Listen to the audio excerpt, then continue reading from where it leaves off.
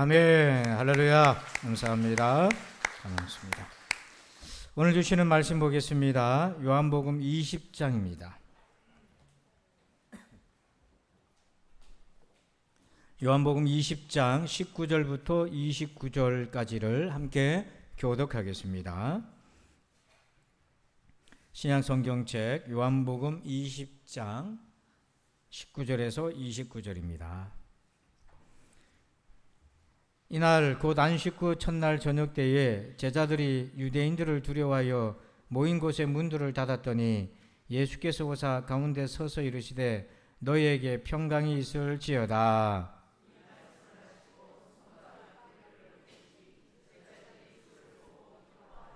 예수께서 또 이르시되 너희에게 평강이 있을지어다. 아버지께서 나를 보내신 것 같이 나도 너희를 보내노라.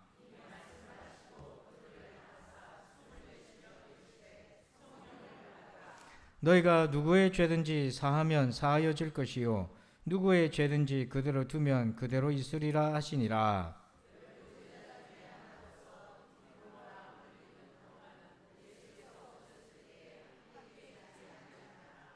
다른 제자들이 그에게 이르되 우리가 주를 보았노라 하니 도마가 이르되 내가 그의 손에 못자국을 보며 내 손가락을 그 못자국에 넣으며 내 손을 그 옆구리에 넣어보지 않고는 믿지 아니하겠노라 하니라.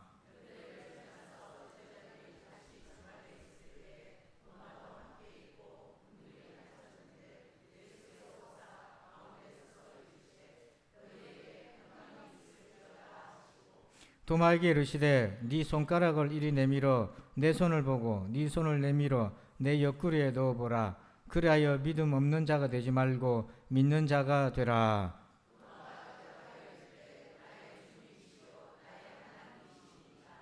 다 같이 예수께서 이르시되 너는 나를 본 거로 믿느냐? 보지 못하고 믿는 자들은 복되도다 하시니라. 아멘. 할렐루야. 자, 오늘 책의 사람 20번째 시간입니다. 우리 말씀의 제목을 같이 한번 읽어보실까요? 시작. 살아있는 믿음의 증거. 아멘. 믿음이 살아있다 그러면 죽은 믿음도 있다는 거잖아요. 그러니까 여러분 오늘 이 아침에 믿음을 가지고 계시되 나한테 아무런 영향도 못 미치고 내 인생에 어떤 능력도 안 되는 그런 죽은 믿음 말고 내 삶을 변화시키고 인도하는 능력 있는 살아있는 믿음 가지시기를 축원합니다. 지난주에 막달라 마리아가 예수님을 보고도 부활하신 예수님을 보고도 못 알아봤다고 그랬어요. 그리고 예수님이 여자여라고 불렀는데도 못 알아봤어요. 동산직인 줄 알았다고 그랬어요. 왜냐하면 생각 속에 이미 예수님은 죽은 분이기 때문에 생각 속에서 이미 그의 눈이 멀었던 거죠. 그러니까 보고도 몰랐고 여자여 부르는데도 못 알아봤어요. 그런데 예수님이 마리아야 딱 부르니까 그제서야 그가 깨어나서 주님을 알아봅니다. 자, 그런데 실제로 보고도 모를까 사람이 그럴 수 있었더라고요. 제가 지난 주일 오후 예배 마치고 이제 집에 가서 정리하고 조금 쉬고 볼일 보러 나가는데 저희 사택 앞에서 저 멀리서 이제 우리 교회 교인 부부가 걸어오는데 제가 못 알아봤습니다. 누가 나를 보고 자꾸 웃는데 저 사람 왜 웃나? 그래서 이렇게 보니까 저희 집 사람이 얘기해줘서 제가 알았어요. 보니까 우리 교회 누구누구 부부가 오면서 저를 보고 웃고 있더라고요. 제가 못 알아보고 있으니까. 야, 그렇구나. 다시 한번 깨달아졌어요. 야, 마리아가 이해가 되더라고요. 이해가 돼. 아, 보고도 모르구나. 그분들이 덩치나 작나? 이렇게 큰 성인데 그거 못 알아봐요. 자, 그런데 오늘 예수님이 나머지 이제 남성 제자들에게 나타나시잖아요. 그랬는데 이 제자들이 예수님을 알아보는데 굉장히 특이한 지점이 있어요. 이 제자들도 예수님 얼굴을 보고 알아본 게 아니고요. 이 제자들이 예수님의 음성을 듣고 알아본 것도 아니고 다른 게 있었어요. 자, 그게 뭐냐면 20절이에요. 같이 한번 읽어봅시다. 시작. 이 말씀을 하시고 손과 옆구리를 보이시니 제자들이 주를 보고 기뻐하더라. 아멘. 자, 제자들이 예수님의 뭘 보고 그렇게 기뻐했다고 되어 있어요. 손과 옆구리를 보고. 그러니까 얼굴도 아니요, 음성도 아니요, 예수님의 손에 있는 못자국과 옆구리에 있는 창자국의 그 흔적을 보고 예수님 맞다. 그렇게 기뻐한 거예요. 그 자리에 없었던 도마도 뒷담화를 하죠. 25절에 이렇게 얘기합니다. 다른 제자들이 그에게 이르되 우리가 주를 보았노라 하니 도마가 이르되 내가 그의 손에 못자국을 보며 내 손가락을 그 못자국에 넣으며 내 손을 그 옆구리에 넣어보지 않고는 믿지 아니하겠노라 하니라. 얼굴이고 음성이고 이게 다 아니라 정말 손에 못자국과 옆구리에 창자국을 내가 확인하고서 내가 손을 넣어봐야 되겠다. 그래 예수님을 내가 인정하겠다. 그런 거죠. 왜 그랬을까요? 이 제자들은 왜 하나같이 예수님의 손과 옆구리에 집착을 하는 걸까요? 그 이유는 아주 명확하지요. 죽은 분이 맞나? 그건 죽음의 증거고, 두 번째, 그건 부활의 증거가 되기 때문에 그렇습니다.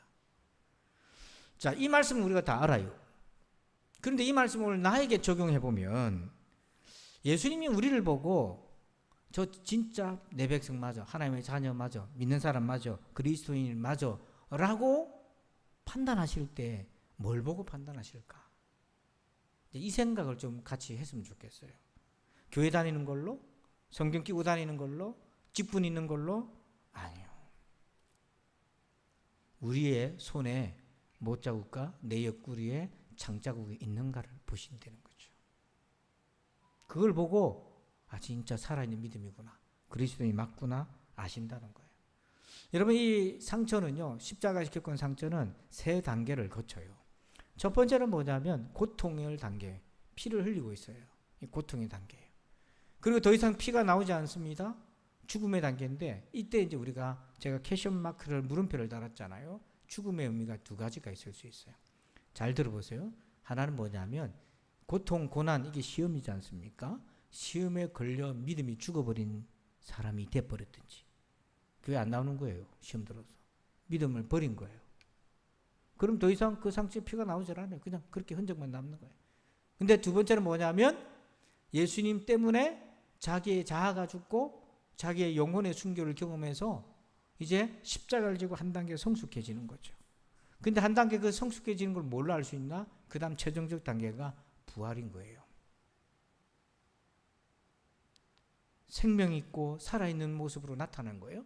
이때 보면 그 사람의 손의 못자국과 옆구리의 창자국은 부활의 흔적, 진짜 성도의 흔적이 되는 거예요.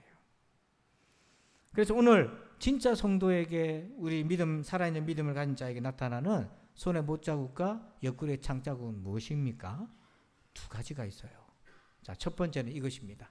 죄의 흔적이 있는가 하는 거예요.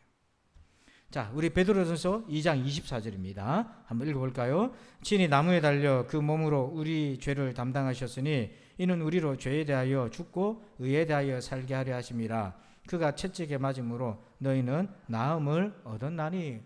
여기 보니까 예수님이 우리에게 주신 은혜가 있는데 죄에 대하여 죽고 그 죄에 대하여 죽고 그 자리에 의에 대하여 살고 그 자리에 하나님의 의가 다시 살아나게 된다는 거죠. 여러분 진짜 그리스도인에게는요 죄의 흔적이 있어요.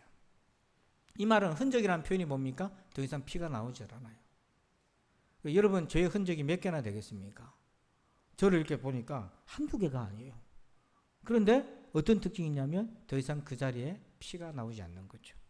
왜냐하면 예수님의 십자가의 은혜를 의지하고 그 죄를 회개하고 셀프 죄사함이 아니라 그 죄를 회개하고 주님이 용서해 주실 때까지 회개하고 하나님 앞에서 내가 손해를 끼친 사람에게서 회개하고 그리고 하나님이 최종적으로 나에게 너의 죄를 용서한다라고 하는 그 용서의 은혜를 받습니다. 그 은혜 이게 이제 죄의 흔적인 거죠. 이 흔적이 한두 개가 아니에요. 그리고 그 자리에는 더 이상 그 죄를 범하지 아니하고 그 자리에서 하나님의 의를 위해서 살아가는 인생으로 새롭게 도약하는 거죠. 이게 죄의 흔적이에요. 물론 믿음의 성도들이요 죄의 흔적만이 아니라 피를 흘리고 있는 그 창자국, 못자국이 있을 수 있습니다. 지금. 그러나 그게 오래가지 않고 그것이 언젠가는 주님 앞에서 회개하여 흔적으로 바뀔 것입니다.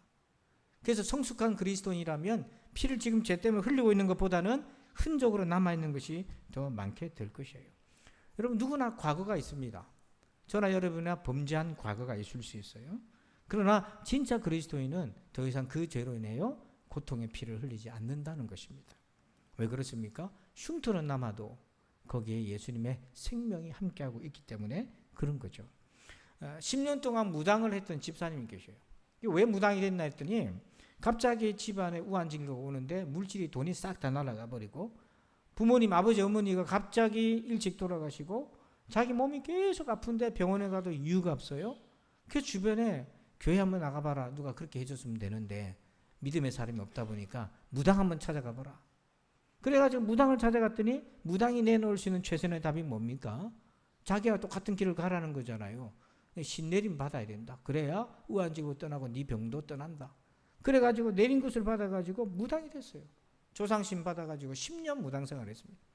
여러분 무당 생활이 좋아 보입니까? 얼마나 고통인데요. 귀신에게 잡혀있는 거잖아요. 귀신의 종로를 타는 거잖아요. 사람들이 복제 가지고 와서 머리를 조아리고 하는 것 같이 보이지만 그건 단면적인 거고 그 이면에는 보니 굉장히 고통스럽습니다. 그런데 그 지역에 목사님 부부가 또 우리 성도들하고 무당만 전도하는 팀이 있었어요. 왜냐하면 그 지역에 하도 무당이 많아가지고. 근데 이분에게 전도를 했는데 무려 6년간 전도했어요. 6개월 다니고 6년을 전도한 거예요. 우리 같으면 한 3-4번 하고 포기해버릴 건데 6년을 전도하는데 처음에는 얼마나 싸웠겠습니까? 목사 무당집 들어오니까 재수없다고 막 소금 뿌리고. 근데 이제 그래도 안면이 있는 터라 그렇게는 못하고 그러다 보니까 들어오시오 차나 한잔 하시오 이렇게 하다 보니 얘기가 주고받고 6년이 지났는데 마침내 6년째 되는 날에 이 무당이 예수님을 영접하겠다는 결단합니다. 여러분 무당이 예수님을 영접한다는 거는 뭐 한다는 겁니까? 무당 안 하겠다는 거예요. 무당 해가지고 먹고 살았는데 그거 안 하겠다는 거예요. 이게 보통 결단이 아닌 거예요. 그래서 예수님 영접하고 무당 모든 청산하고 지구의 제자가 되겠다고 하는데 갑자기 기도하는데 이분이 기절해버렸어요. 뭡니까? 귀신이 방해하는 거예요. 기절해가지고 의식이 없어요. 그러면 사람 얼마나 놀랐겠습니까? 근데 이제 다 아니까 목사님도 알고 하니까 같이 기도하자고. 그래서 전도부원들이 마귀들과 싸울지라도 박수치면서 찬송 부르고 통성으로 기도하고 또 하고 또 하고 그렇게 하는데 막 땀을 흘리면서 그렇게 하는데 목사님이 안수기도 하고 하는데 이분이 깨어나게 된 거예요. 정신을 차린 거예요. 정신 차려 눈을 딱 떴는데 그동안 그를 짓누르던 어둠의 권세의 세력들이 사라지고 마음이 편하면서 그날 예수님을 영접하였습니다. 영접하고는 그 다음 날부터 뭘 정리합니까? 다 무당 살림살이 이런 거 다 간판 다 정리해요. 그리고 교회 나가서 교육받고 새신자 교육받고 세례 교육받고 세례교인 되고 그리고 몸된 교회에 충성하면서 마침내 집사님이 되어서 지금은 집사로서 열심히 충성하고 있어요. 주일은 교회 다니고 주중에는 무당 구다고 그거 안 합니다. 무당은 이미 자기의 흔적으로 남아있는 거예요. 그 동네 사람들이 아는 거 저 무당했는데 흔적이 있는 거예요. 그래서 그 흔적을 보여주면서 맞다 내가 무당이었다. 그러나 이것은 지금 피가 흘리고 있는 것이 아닌 흔적이다. 내가 왜 무당을 그만뒀는가? 바로 예수 그리스도를 만났기 때문이다. 나를 평생 괴롭혔던 그 병에서부터 자유하게 만들어준 거는 무당이 아니라 귀신은 나를 이용해 먹은 거고 점치는데 이용해 먹은 거고 나를 건져주신 것은 예수님밖에 없다. 그 흔적이 영광의 자리가 되는 거죠. 여러분 지금 혹시나 죄로 인해서 여러분에게 고름이 터지고 피가 흐르는 부분이 있다면 예수님 앞에 회개하여서 그게 흔적이 되기를 축원합니다. 이것이 진짜 성도의 증거를 보는 거예요. 죄의 흔적이 있나. 두 번째 증거가 있어요. 고난의 흔적이 있나 이걸 보십니다. 자 마태복음 13장 21절을 보면 그 속에 뿌리가 없어 잠시 견디다가 말씀으로 말미암아 환난이나 박해가 일어날 때에는 곧 넘어지는 자요. 자 뿌리가 없는 사람은 환난이 오면 21절 끝에 뭐 한다고 되어 있습니까? 곧 넘어집니다. 넘어지는 속도가 빨라요. 확 자빠져버려요. 여기서 넘어진다는 건 뭐냐면 믿음을 버리는 거예요. 예배의 자리를 떠나는 거죠. 왜 그렇습니까? 뿌리가 없어서 그런 거죠. 뿌리라고 하는 것은 예수 그리스도랑 연결되어 있는 거잖아요. 반면에 뿌리가 있다면 핍박이나 환난이나 시험이나 환난이 오면 곧 넘어지지 않습니다. 참고 견디고 인내합니다. 여러분 신앙생활은요 인내하는 겁니다. 인내를 못하면 신앙생활을 할 수가 없어요. 예수님의 재림을 기다리고 인내하지요. 우리가 어떤 어려움이 와서도 기도하면서 인내하지요. 예수님을 믿고 내 인생에 대해서 인내하고 기다리죠. 왜 인내합니까? 자, 여기가 이제 중요한 지점이에요. 믿음의 지점인데 왜 인내합니까? 로마서 5장 4절에 보니까 인내는 연단은 소망을 이루는 줄 알미로다. 자, 여기서 왜 인내합니까? 두 가지 이유 때문에요. 그 두 가지 이유가 있어야 우리의 인내가 믿음의 인내인 거예요. 만약에 이 두 가지가 없다면 우리의 인내는 그냥 인내입니다. 성질적인 인내에 불과한 거예요. 예수 안 믿는 사람도 얼마나 참고 잘 견딥니까? 저도요, 학교 다닐 때 무수하게 들은 얘기가 있어요. 초등학교 6년만 버티거라. 중학교 3년만 버티거라. 고등학교 3년만 버티라. 그래서 고3 때 그리 놀고 싶기도 하고 안에서 에너지가 막 질풍노도로 막 끌어오르는데 그 책상머리에 앉아가지고 하루 종일 앉아있다고 생각해 보세요. 머릿속으로는 말을 타고 광야를 헤매고 있는데 지금 현실은 책상에 앉아가지고 그때 어른들이 선생님들이 하는 말이 뭡니까? 대학 가서 네 하고 싶은 대로 마음대로 해라. 그래서 내가 대학만 가면 되겠다 하고 고3들이 그렇게 했는데 웬걸 대학 가니까 4년을 버텨야 돼요. 왜? 취직을 해야 되니까 사람 구실하려면. 그래가지고 이렇게 취직을 했습니다. 이제 내 마음대로 살아보겠다. 돈도 보니까 내가 이제 비행기도 타보고 이것도 해보고 다 해보고 내가 이렇게 해보겠다 했는데 웬걸 장가를 가야 되는데 집을 사야 돼. 장가 결혼 비용도 마련해야 돼. 차도 사야 돼. 그러니까 그렇게 세상 사람들도요. 좀 더 나아질 날을 보면서 참는다고요. 그런데 우리가 그런 식으로 참으면 신앙인이 아니라는 거예요. 우리는 그렇게 참는 게 아니에요. 두 가지 이유로 참는 거죠. 그 두 가지 이유를 잘 보시고 내가 왜 참고 있는지 왜 인내하는지를 잘 진단하셔서 인내하는 이유를 바꾸셔야 돼요. 그 바꾸지 않으면 그 인내는 얼마 못 가요. 넘어지게 돼 있어요. 그러니까 첫 번째 이유는 거예요. 인내 이유 5장 4절에 나와 있어요. 인내는 연단은 그다음 뭐라고 되어 있습니까? 소망을 이룬다 이렇게 되어 있잖아요. 즉 내게 소망이 있기 때문에 인내하고 참습니다. 그럼 무슨 소망이냐는 거예요. 좀 있으면 나아지겠다 이게 아니에요. 그런 단기적인 처세적인 소망이 아니에요. 여기서 소망은 뭐냐면 내가 지금 믿음이 흔들리고 괴롭지만 내가 이 믿음을 지킬 수 있는 거는 이 믿음의 인내를 했을 때 마지막 그 순간에 하나님께서 나를 영원한 생명의 길로 인도하실 거라고 하는 구원에 대한 소망인 거죠. 영원한 생명에 대한 소망인 거예요. 여러분, 저는 여러분이 장례식 때 장례 치르려고 교회 온 사람이 아니에요. 장례식이나 하는 그 위로의 소리 하려고 온 게 아닙니다. 예수 그리스도의 십자가와 부활과 영원한 생명은 진짜입니다, 여러분. 진짜입니다. 제가 아무리 강조해도 못 믿으면 할 수 없지만 저는 얘기해야 되겠어요. 영원한 생명은 진짜입니다. 하도 영생교나 이런 이단들에서 오염이 돼서 그렇지 영원한 생명을 우리가 맛보고 있잖아요. 영생을 맛보고 있지 않습니까? 성령 안에서 말씀 안에서 주의 임재 안에서 그 맛보고 있는 거예요. 1만 킬로미터라고 하는 그 이제 책 얘기를 제가 몇 주간 했는데요. 이 이지성 작가가 누구냐 했더니 리딩으로 리드하라고 하는 베스트셀러가 있는데 이게 한 500만 부가 팔렸어요. 여러분 상상됩니까? 500만 부요. 근데 뭐 몰랐는데 이분이 이제 크리스찬이고 이 책의 내용은 탈북자들 구출하는 내용입니다. 이분이 후원자로서 그 사역을 하는 목사님과 동행했던 내용을 정리를 한 5년간 이 내용을 썼던 거예요. 너무 쓰기 힘들어서 5년 동안. 자, 거기 보면 그 탈북자를 구출해내는 약 한 4,000명 이상을 살려내는 목사님 허름한 열몇 평짜리 빌라가 있어요. 암살단을 보냈기 때문에 피난 다닌다고 아무도 알려주지 않은 허름한 빌라에 들어갔는데 거기에 그 집도 이 작가가 아마 구해준 모양이에요. 비용을. 근데 벽에 이름이 있는데요. 23명의 이름이 있는데 자기 제자들인데요. 공통점이 있어요. 다 죽은 거예요. 탈북 과정에서 목사님 만나서 예수님 만나고 복음 듣고 제자가 되었어요. 성령 세례 받고 중생했어요.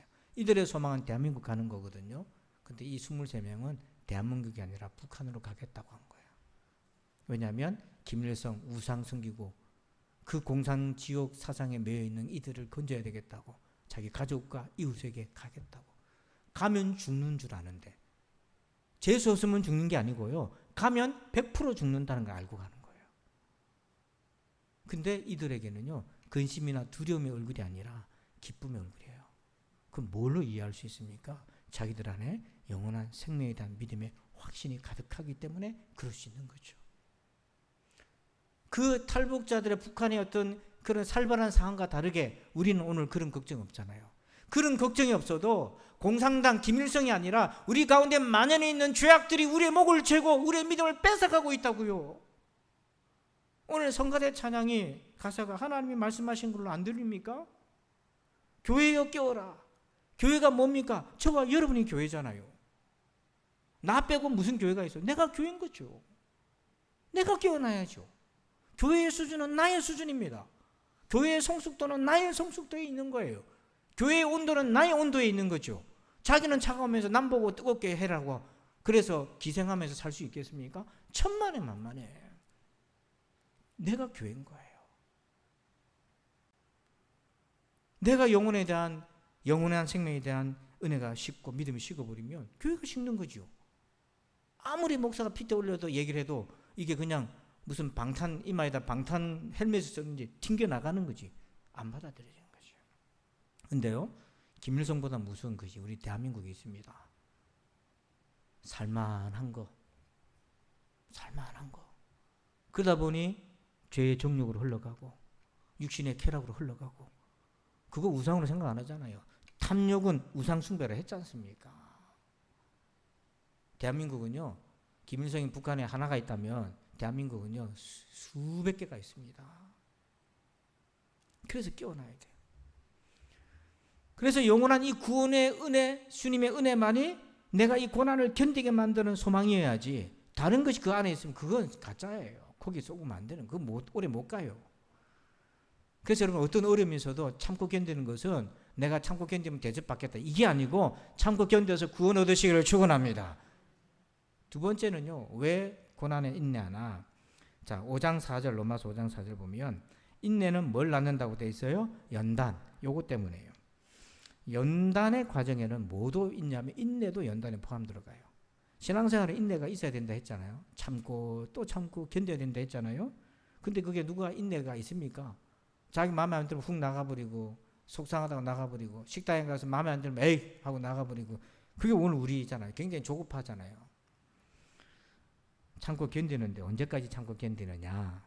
하나님의 때가 이루어질 때까지 우리가 참고 견디는 겁니다. 근데 이런 인내가 뒷받침이 되면 반드시 우리에게 일어나는 것이 연단이에요. 여기 연단이라는 단어가 굉장히 독특합니다. 뭐냐면 검증된 그리스도인이라는 이런 의미를 갖고 있어요. 여러분, 검증하다는 건 진짜인지 가짜인지 혹은 이상한지 이거 확인한다는 거잖아요. 근데 이 연단의 과정을 거쳐야 우리가 검증된 성도가 될 수 있다는 거예요. 그러니까 연단을 안 거치면 검증이 안 된 겁니다. 검증이 안 되면 이게 믿을 수가 없는 거죠. 그래서 고린도후서 2장 9절에 이렇게 얘기해요. 너희가 범사에 순종하는지 그 증거를 알고자 하여 내가 이것을 썼노라 너희에게. 사도 바울이 고린도 교회에게 편지를 쓰면서 그 이유가 뭐냐면 검증하기 위해서. 뭘로 검증하냐면 범사에 순종하는지 그 증거, 여기 증거라는 단어가 연단이라는 뜻인 거예요. 여러분도 사회생활 하면서 검증해 보잖아요. 저 사람 믿을 만한가? 여러분 해보잖아요. 판단이 잘 안 서면 사람들한테 물어보기도 하잖아요. 그거 검증하는 거죠. 그래서 주님은 범사에 순종하는지 그 증거가 있는지 그걸 보시는 거예요. 근데 우리가 언제 범사에 순종이 됩니까? 부모 말도 안 듣는데 우리가. 안 되죠. 그런 우리가 말씀에 순종하고 영적 권위에 순종한다? 이게 그냥 됩니까? 연단의 과정을 통해서 훈련을 통해서 되는 거예요. 그래서 고난을 겪으면 믿음의 실력이 나타납니다. 내 믿음의 실력이 나타나요. 평소에 아무리 말을 잘해도 고난을 딱 겪으면 그 사람의 믿음의 형편이 드러나요. 그 과정을 통해서 회개하고 훈련하고 성장하는 겁니다. 자기 잘못도 깨닫고 부족도 깨닫고 노력도 하고 기도도 하고 엎드리고 도움도 받고 그래서 어떻게 되냐면 그리스도의 사람으로 만들어져 가는 거예요. 근데 이때 중요한 것이 있습니다. 야고보서 1장 4절을 같이 읽어볼까요? 시작. 인내를 온전히 이루라. 이는 너희로 온전하고 구비하여 조금도 부족함이 없게 하려 함이라. 아멘. 그냥 인내하지 말고 온전히 이루라고 되어 있어요. 여러분 3세번 찾는 거 그거 인내 아닌 거예요. 온전하게 인내해야 그게 진짜 인내입니다. 그럼 이 온전한 기준이 뭡니까? 그 뒤에 나오잖아요. 이는 너희를 온전하고 성숙하고 구비하고 훈련되고 조금도 부족함이 없게 준비되어 있는 그리스도인이 되게 만든다는 거예요. 그러니까 이 인내가 언제 온전히 되느냐? 이걸 통해서 내가 이 환난과 시련과 어려움을 참고 견뎌서 그냥 견디면 병나잖아요. 그게 아니라 이걸 인내하면서 그 과정을 통해서 내가 성장하고 믿음이 훈련이 되고 무장이 되고 말씀으로 무장이 되고 그리고 하나님 앞에 엎드려 기도하다가 내가 정말 하나님 앞에 준비된 그런 사람이 되어가는 거 그걸 보면 이게 인내가 온전하게 된 거라는 거예요. 그게 없는데 뭐 한두 번 참다가 그 믿음의 자리를 떠난다? 그건 인내를 온전히 이룬 게 아니에요. 제가 그랬어요. 여러분 제가 지금 목회자가 됐지만 여러분 보실 때 마음이 드는 구석이 있고 안 드는 구석도 있겠지만 그래도 어쨌든 하나님이 연단해가지고 여기까지 왔는데요. 처음에 신학대학 가가지고 제가 뭐 연단이 됐겠습니까? 고3 때 제 인생에 큰 환란이 왔어요. 교회를 그때 이제 신학대학을 가겠다고 결정을 했는데 교회 안에 큰 풍파가 생겼어요.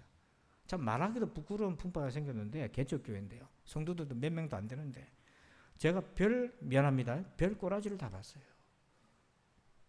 중간에 껴가지고요. 유탄도 맞았어요, 제가. 그래서 제가 신학교 가려고 그랬는데 그런 일이 생기니까 교회도 가기 싫어요. 그 믿음의 뿌리가 그렇게 안 깊으니까 제일 먼저 생각이 교회 가기 싫은 거예요. 사람들 쳐다보기 싫고. 참 희한하죠? 시험이 오면 교회를 가기 싫은 거예요. 그래서 시험은 육적인 시험이 없어요. 시험은 다 영적인 거예요. 하나님이 뭐 시험 들게 한 것도 아닌데 가기 싫은 거예요. 그 저도요. 신학교 가야 되는데 가기 싫은 거예요. 그리고 몇 주 동안 고민하고 괴로워했습니다. 그걸 감당할 능력이 없는 거예요. 그래서 하나님 앞에 엎드리고 이거 어떻게 해야 되냐고.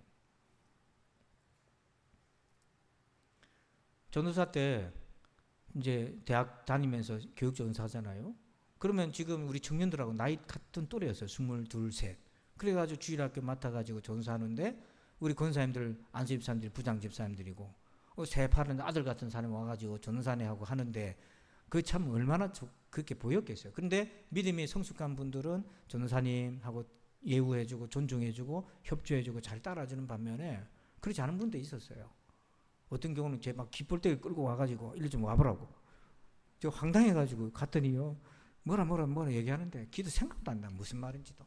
완전히 자기 아들 다루듯이 하는 사람도 있고요. 전도사님 님자도 안 붙여요. 전도사 이렇게도 하대요. 그건 그 사람 인격인 거죠. 하여튼 그러다가 내가 이 교회에서 사역 못하겠다네 도대체. 그래서 1년 하고 그만두고 딴 교회를 갔어요. 갔더니요 또 그런 거예요. 그게. 그런 사람이 어떻게 교회마다 있는지 또 있어. 이번에는 뭐 권사님이 또 그러는 거야. 갈구대고 막 그러는 거야. 그래서 이 교회도 안 되겠다. 그만뒀어요. 1년 하고. 세 번째 제가 가는데요. 하나님이 막으시더라고요. 그때 젊으니까 젊은 전사들 교회 좋아하잖아요. 학생들 지도하고. 막으시더라고요. 한 1년간 제가 사역을 못했어요. 그때 제가 심각하게 고민했어요. 그때 이후로 제 마음대로 행동하고 결정 안 했습니다. 그리고 난 처음 그렇게 경험하고 또 하고 했을 때 저한테 생긴 결과 이득이 하나도 없어요. 왜? 참지 않았어요. 인내하지 않았어요. 배운 게 없는 거예요. 상처만 있고 속상한 것만 남았지 교회 부정적인 것만 남았지 배운 게 하나도 없어요. 지나면서 제가 한 1년간 공백을 가지면서 내가 그렇게 조급했구나. 지금도 조급한데 성질이 좀 급한 편인데도요. 그때는 더 했어요. 울트라 했어요. 근데 이런 부족한 사람을 하나님이 만들어가지고 목회자로 쓰시려 했을 때 하나님 얼마나 힘드셨겠어요.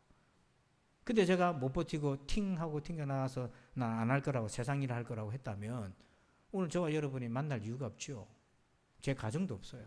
우리 집 사람도 제가 못 만나고 아무도 없어요. 우리 애들도 없어요. 그게 뭐냐면 참고 견뎌야 되는 거예요. 그럴 때 주님이 우리를 어떻게 하십니까? 만들어 가시는 거예요. 훈련하는. 저나 여러분은 언제 훈련합니까? 일주일에 한번 예배드리고 무슨 훈련이 돼요? 제가 일부에도 이런 비유를 들었는데 물놀이 좋아하시잖아요. 여름에. 여러분 물놀이 좋아하면 수영 못해도 물놀이 할 수 있어요? 튜브 끼고 그냥 발 닿는 데서 이렇게 할 수 있어요. 근데요 수영은 트레이닝이 필요하잖아요. 배우는 거. 이거는 언제 나타나느냐? 자기가 물에 빠졌거나 누가 물에 빠졌을 때 트레이닝 된 사람은 건져내요. 그리고 트레이닝 된 사람은요, 물놀이도 질이 달라요. 저도 수영을 이제 조금 하는데 옛날엔 못 해가지고 발 닿는 데서 이러고 있었어요. 제일 프로인 사람이 뭐냐면 쫙 이렇게 해가지고 요거 뭐 이렇게 물안경 쓰고 쫙 하면서 후 하면서 가는 사람 있잖아요. 그렇게 멋있게 보이는 거야. 그러니까 수영장에 있는 아가씨들 그 사람만 쳐다봐. 근데 나는 저 구석에서 이러고 있는 게 얼마나 없어 보여요. 자존심 상하고. 근데요, 수영을 배우면요, 물놀이 질도 달라져요. 근데 대부분의, 다는 아니지만 대부분의 성도들이요, 신앙생활을 어떻게 하냐면 물놀이 하는 거예요. 트레이닝이 없어요. 그 물놀이 하다가 재미있으면 되는 거, 재미없으면 안 하고. 근데 신앙생활은요, 트레이닝이 돼야 돼요. 인격이 바뀌려면 훈련이 돼야 돼요. 근데 요즘 훈련 잘 안 하잖아요. 훈련하자 그러면 피하잖아요. 부담스러워 하잖아요. 그래서 하나님이 하시는 방법이 있어요. 우리를 연단으로 집어넣습니다. 그래서 참고 견디게 합니다. 그 과정을 통해서 훈련이 돼요. 요셉이 왜 요셉입니까? 17살 때 그 세상으로 노예로 끌려간 요셉이 왜 총리가 됐습니까? 하나님이 연단 훈련시킨 거죠. 17살이 뭐 배주가 있다고요? 하나님이 연단시키는 거예요. 그러니까 그 연단 속에서 자기 성격도 보고 자기 행동도 돌아다보고 부족한 것도 알고, 그래서 하나님 찾다 보니까 깨달아지고 겸손해지고, 말씀 은혜를 받다 보니까 말씀 의지하게 되고, 기도도 하게 되고, 그러다 보니까 10분 하면 기도할 내용도 없던 사람이 금식도 하게 되고, 그렇게 해서 자기도 모르게 만들어져 가는 거예요. 제가 아주 오래전에 읽었던 책인데 너무 귀한 글이라 여러분들하고 소개하고 싶은 거 몇 번을 했습니다. 다 잊어버리셨을 거예요. 아무도 없을 때 당신은 누구인가? 라는 책에 인내에 대해서 이렇게 얘기하고 있어요. 당신이 지금 포기의 순간에 서 있다면 기권하기 전에 그 대가를 잘 셈해 보십시오. 포기하면 인격이 발달할 수 없으며 하나님도 포기다 하지 않으십니다. 대부분의 경우 당신은 남은 평생 후회할 것입니다. 그러나 포기의 순간에 이르렀을 때 하나님을 힘입어 그 순간을 넘기면 당신은 인내를 기르게 되는 것입니다. 여러분, 하나님의 도움을 받아서 그 순간순간을 넘기십시오. 여러분의 힘으로 넘기려 하지 말고요. 내 힘으로 넘기려 하면 좋다, 나 여기까지다 하고 한계를 정합니다, 자기가. 그게 무슨 인내입니까? 변명이고 구실이고 핑계를 대는 거죠. 근데 하나님의 도움을 받으면 넘어가는, 또 넘어가요. 또 넘어가요. 셰인 킴브로라고 하는 우주인이 있습니다. 이분이 이제 나사에서 활동을 하고 있는데요. 우주인들이요, 거의 초인적인 능력을 가져야 된다잖아요. 건강한 면도. 그래서 우주에서 한 달을 지내면 뼈의 골 질량의 평균 1%가 빠진답니다. 한 달에 1% 뼈가 빠진다, 골 질량이. 그러니까 얼마나 건강에 손상이 있겠어요. 그래서 몇 달 혹은 1년 이렇게 장기 임무를 하면 제일 힘든 게 몸도 몸인데 고독한 거예요. 왜냐하면 가족도 부인도 애들도 맛있는 것도 못 먹고 떡볶이도 못 먹고 맨날 우주 음식만 먹고 그렇잖아요. 우리가 금식 한 2끼만 해도 여러분 라면에다 밥 말아 먹고 싶고 그렇지 않습니까? 소울푸드 있잖아요. 김치찌개, 된장찌개. 그래서 이제 9월 달에 우주로 올라가가지고 내년 그 다음 해에 이제 2월 달에 지구로 귀환하게 스케줄이 딱 짜여졌는데, 이제 1월 달이 돼가지고 귀환 준비를 딱 마치고 부인도 애들도 화상통화하고 이제 내려가면 대결가를 막 이렇게 돼 있는데, 부풀어 있는데 갑자기 우주관제센터에서 연락이 왔어요. 그 일정이 미뤄져 가지고 4월 말까지는 귀환이 어렵다. 2달을 더 버텨야 된다는데요. 멘탈이 무너지는 거죠. 우주에서의 2달은 거의 흡사 2년 이상이 되는 느낌인 거예요. 그 외로움이.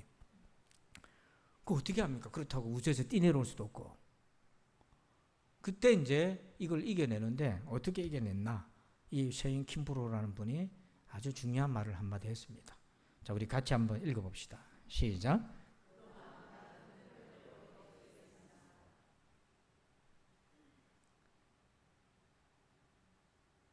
우주에 가서 몇 달 있는 것도 평생 훈련해가지고 가는데요. 한 번밖에 없는 우리 인생이잖아요. 어떻게 훈련 없이 인생을 살려가십니까? 신앙생활이잖아요. 보이지 않는 하나님을 믿는 거잖아요. 보이지 않는 하나님을 믿고 우리 인생을 통째로 헌신하고 가잖아요. 훈련 없이 어떻게 그 길을 가요? 그래서 훈련이 없으면 신앙생활 하더라도 어린아이 같이 하는 거예요. 좌충우돌하고. 어린아이 특징이 뭐예요? 자기만 알아달라는 거잖아요. 자기 기분만 알아보고 소중한 거잖아요. 섬기고 도와주는 거 잘 안 되잖아요. 그러다가 연단되어서 이 사람이 자라서 어른이 되죠. 아버지 마음, 아빠 마음을 알잖아요. 그 뭡니까? 섬기고 이해하고 다독거리고 이런 마음으로 바뀌어 가잖아요. 왜 그렇습니까? 훈련이 돼서 그래. 훈련이.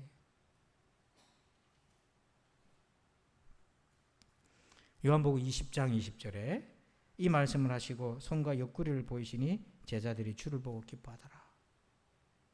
이 말씀을 거꾸로 적용해 보면 제자들은 예수님의 손과 못자국을 보고 기뻐해서 부활하신 주님이라고. 근데 이걸 거꾸로 우리에게 적용해 보면 주님이 우리를 보고 기뻐하셔야 되지 않겠습니까? 그럼 뭘 보고 기뻐하시겠습니까? 우리 손에 못자국과 옆구리에 창자국, 죄에 대하여 죽은 흔적, 고난을 견뎌낸 흔적. 잘했다. 네가 참 내 제자가 맞구나. 그래서 주님이 기뻐하는 신자가 되어야 되지 않겠습니까? 이 자리에 손에 옆구리에 피를 흘리고 있는 분이 있나요? 이러저러한 이유든지 간에 오늘 이 말씀 잘 적용하셔서 더 이상 피 흘리지 말고 흔적으로 남게 되길 바랍니다. 그래서 주님이 여러분 보고 기뻐할 수 있도록 그런 은혜가 있기를 주의 이름으로 축원합니다. 아버지 하나님 감사합니다. 제자들이 예수님의 얼굴도 음성도 아니고 손에 못자국과 옆구리에 창자국을 보고 기뻐했던가. 십자가의 주님이 맞네. 부활의 주님이 맞으시네. 거꾸로 주님이 우리의 손과 옆구리를 보았을 때에 우리도 똑같이 그런 흔적이 있게 하여 주시옵소서. 아버지 하나님, 견뎌낸 것이 없고 참은 것이 없고 죄의 흔적이 없고 여전히 죄가 역사한다면 어찌 우리가 주님의 백성이라 말할 수 있겠나이까. 오늘 이 말씀 가슴에 잘 새겨서 지금 어떤 부분 때문에 피를 흘리고 있는 부분이 있다면 오늘 주님께서 함께하여 주셔서 그것이 고난이든 죄든 예수의 이름으로 흔적으로 바뀌게 하여 주옵소서. 생명의 증거로 바뀌게 하여 주옵소서. 예수님의 이름으로 기도하옵나이다. 아멘. 우리 다 함께 자리에 일어나십니다. 우리 송영 1장을 찬양하시겠습니다.